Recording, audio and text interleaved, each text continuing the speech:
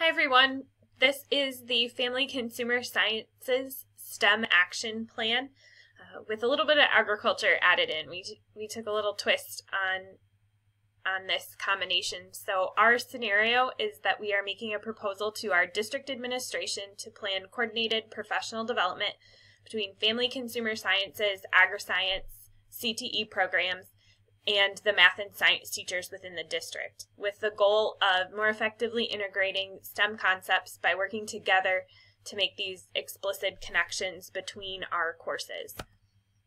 So our justification for doing this is, particularly in the Family Consumer Sciences pathway, we have the ability to educate a more well-rounded consumer no matter their future career path. So bringing in things such as the diagram here on this slide, building that farm to fork connection for students regardless of whether they go into a foods career or they're just trying to make the best decisions about the food they put on their family's table. We hope that they'll become more well-rounded consumers. We also are looking at CTE really contextualizes that content learned in other courses. So it's putting the math and science theories from their other classes and giving it a real-world perspective for the students, which, speaking of the real-world connections, that also teaches us those 21st century skills. So earlier this semester we had a diagram that we looked at, our classroom, a non-21st century classroom versus a 21st century classroom, and we feel as though that CTE really has those elements in that 21st century classroom. Our students aren't just sitting in rows at desks, but they're really collaborating. They're using tools of their trade that they would see in their careers. They're communicating with each other or with industry professionals potentially to really gain competencies in each of the 4 core 21st century skill areas. Also, CTE helps students identify their career, their identities, not just a career interests or what they think they might like, but really who they are as a person and how that relates to what they do with the rest of their life as far as a career. Some of that has been evident in the preparation of curriculums. We've heard from food industry professionals with this foods curriculum in Family Consumer Sciences. They've really helped share their life's work with the teachers to help make sure this curriculum is the best it can be, and we hope to do the same with our students to develop those career identities.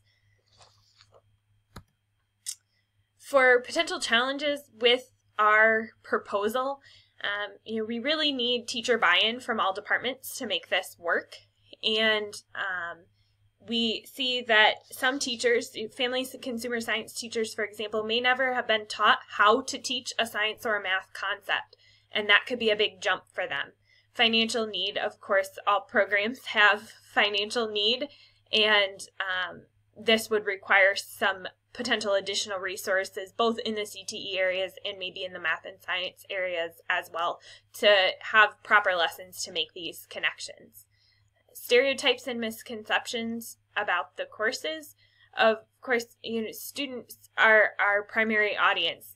All of our advertising, marketing, recruitment work really centers around bringing those students into our classes, and some may have preconceived ideas about, maybe only females should take these sewing courses, or that certain minority roles may have, minority groups may have a predetermined role in an industry that may be a lesser than type job, so they wouldn't want to take this course for fear that they'd be placed in a menial task later in their career. Also, change is difficult. Bringing together these groups of teachers, they may never have had a professional development that has really asked them to interact together. And then utilizing that district professional development time. We know that that time is limited to begin with, and so to ask to use it for a specific purpose such as this that doesn't involve all teachers may be a challenge. These are the action steps for our plan to integrate more STEM into FACS education. First, we will assign FACS professional development teams and ask STEM teachers to participate. Specific FACS teachers from throughout the district will be asked to be involved, so will some math, science, and agri-science teachers throughout the district. Second, we will explain the importance of STEM in FACS and how FACS can be a good area to support STEM education. We will also make sure that the teachers involved have a common definition for STEM and understand why it is important. Third, the FACS teachers and the STEM teachers will work together to compare curriculum and identify cross-curricular connections. The STEM teachers will work to find FACS in their curriculum and make it a little bit more explicit, and the FACS teachers will work to find STEM in their curriculum and make that a little more explicit. Our STEM teachers that are asked to participate will only be math, science, and agri-science teachers, but all the teachers will be working to also find engineering and technology connections in the curriculum. Fourth, the CTE leaders and the FACS professional development teams will work together and divide responsibilities to create a professional development for all district FACS teachers involved in the subject area of focus for that year. They will then present this professional development to all the FACS teachers, and it will help to explain STEM, the importance of STEM, and to help identify different connections that can be found in the FACS curriculum and how it can be better incorporated into what the teachers are teaching. The professional development will also help FACS teachers to feel comfortable teaching these STEM concepts, so it may give them a greater knowledge or provide examples of what they can do. Fifth, FACS teachers will implement the changes in their classroom and do what they can to incorporate more explicit STEM education in what they are teaching. This is the timeline for our plan, and this is a 5-year plan where each year there will be a different focus in FACS. There are several subject areas, and each year has a different subject area. Year 1 will be foods, Year 2 will be textiles, Year 3 will be early childhood education, Year 4 is human services, and Year 5 is interiors. So in September of each year, the FACS teams will be assigned, the STEM teachers will be asked to participate, and information will be sent to all teachers about how FACS can incorporate STEM and why that's important. The teachers will be expected to read this and to understand it before the next meeting in October. In October of each year, the FACS teams and the STEM teachers will meet together to analyze the curriculum. From November to December, the district professional development will be developed. So the teachers will work together, plan that out, get it ready. In January, the district-wide professional development will take place. And then from February to June of each year, the FACS teachers throughout the district will implement the changes and work together to create more explicit STEM connections in their curriculum. Okay, I will be covering the resources and responsible individuals sections of our FACS STEM action plan. The resources that will be needed for this plan is, the first place is willing participants from the various departments. So obviously FACS teachers, and I think that a majority of them would be willing to participate. But we would also need willing participants from math and science and agriculture and the other areas that we intend to incorporate, mostly those three. There are some classes where we may pull in a technology or engineering teacher, but generally we're focusing on the math and the science and the agriculture connections. The next thing would be training for the teachers, and this involves multiple things. So training for the initial professional development groups so that they know what exactly they're supposed to be doing as they go through this curriculum and these standards and figure out how to incorporate STEM. And then also ways to train to send all of that information and training out to the teachers in general. So once they've created the plan, then there needs to be a training meeting for implementation for all teachers in their classrooms. The next big thing is lab spaces to make this all work. So across the state of Utah right now, many foods labs are outdated. Many textiles labs and early childhood education labs are outdated, and they're not going to have the resources that are necessary to implement the STEM processes. So we're going to need to have the ability to update those lab spaces and to bring in different equipment and things that are necessary. And that also includes the materials, particularly for the science portion, all of the things that are going to be necessary to perform those experiments and the other STEM components that we'll be adding in to, so we'll be starting with foods and then moving on from there.